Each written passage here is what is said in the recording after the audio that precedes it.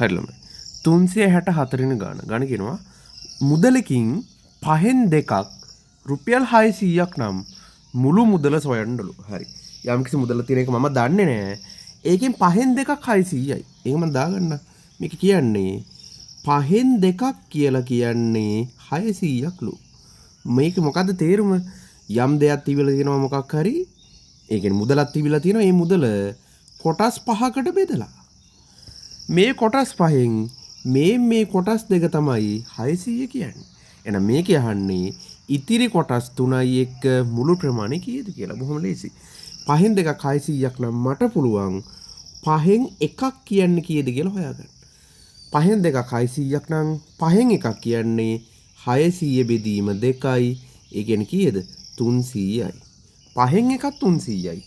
එහෙනම් මට ගන්න පුළුවන් එම නිසා 5න් 5ක් කීයද? මොකද මේ කෑලි 5න් කෑලි 5ම තමයි සම්පූර්ණ මුදල කියන්නේ. එහෙනම් 5න් 5ක් කියන්නේ 5න් 1ක් 5න් 1ක් 300යි. ඒ කියන්නේ 300 ගුණ කරන්න ඕනේ කාගෙන්ද? 5න්.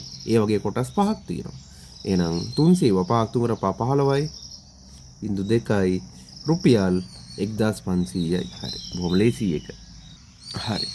365 ත්‍රිකෝණයක් තියෙනවා ABC. මේක කියනවා BC ක දිග සොයන්න. ත්‍රිකෝණ ත්‍රිකෝණයක්. මේක දැක්කම මතක් වෙන්න ඕනේ එකම දේ මොකද්ද? පයිතගරස් ප්‍රමේය. පයිතගරස් ප්‍රමේය කියන්නේ මොකද්ද? කර්ණයේ වර්ගය. කර්ණය කියන්නේ මොකද්ද? මේ අංශක 90ට ඉදිරියෙන් තියෙන පාදය. කර්ණයේ වර්ගය ඉතිරි පාද දෙකේ වර්ගවල එකතුවට සමානයි. මට දැන් ලියන්න පුළුවන්. කර්ණය කියන්නේ කවුද? AC. එයාගේ වර්ගය සමාන වෙනවලු ඉතිරි පාද දෙකේ වර්ගවල එකතුව. කවුද ඉතිරි පාද? AB. ඒ වර්ගයට එකතු වෙනවා BC. BC ගේ වර්ගය. හරි. මේ මොකද්ද? පයිතගරස් ප්‍රමේය. පයිතගරස් ප්‍රමේය. හරි. හොඳට ඒක මතක තියෙන්න ඕනේ. දැන් AC මම දන්නවද? ඔව් AC දන්නවා 13යි.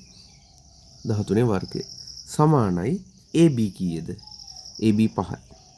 5 වර්ගය ධන BC ගේ වර්ගය 13 වර්ගය මට ගන්න පුළුවන් 169යි කියලා. 5 වර්ගය 25යි.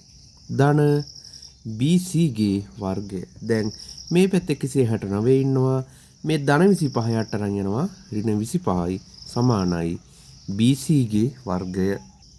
169 25 ගියාම 144 සමානයි BC ගේ වර්ගය. දැන් මට ගන්න පුළුවන් මේ හැරින් ලියන්න ගන්න පුළුවන් BC ගේ වර්ගය කියන්නේ 144යි. එහෙනම් මට BC කියන්නේ මොකද්ද කියලා ගන්න පුළුවන්. BC කියන්නේ වර්ගමූල 144.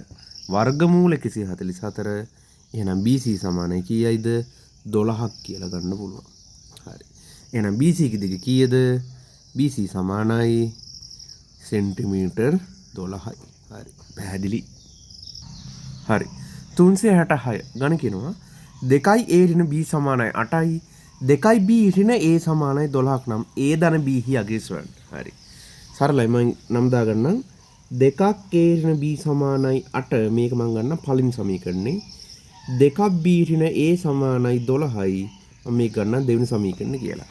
දැන් මම මේ සමීකරණ දෙක එකතු කරලා බලනවා. 1 ධන 2. එකතු කරද්දී මුලින් මේ දෙන්න එකතු කරන්න ඕනේ. ඊට පස්සේ තමයි මේ දෙන්න එකතු කරන්නේ. හරි. මුලින් මේ දෙන්න එකතු කරද්දී මම ලියන්නම් 2ක් A ඍණ Bට එකතු කරන්න ඕනේ. කවුද? 2ක් B ඍණ A. 2ක් B ඍණ A. ඔන්න මම එකතු කරා. ඒක සමානයි. දැන් මේ පැත්ත එකතු කරනවා 8 එකතු වෙන්න ඕනේ 12ක්. දැන් මේ බලන්න 2යි A ඍණ A. 2යි A ඍණ A කියන්නේ A. ඍණ B ධන 2යි B. ඒ කියන්නේ 2යි B ඍණ B. ඒකේ තේරුම B කියන එක. ඒ කියන්නේ A ධන B. සමානයි 8 ධන 12 20යි. හරි. මගෙන් අහන්නේ A ධන B අගය කීයද? 20යි. බොහොම ලේසි.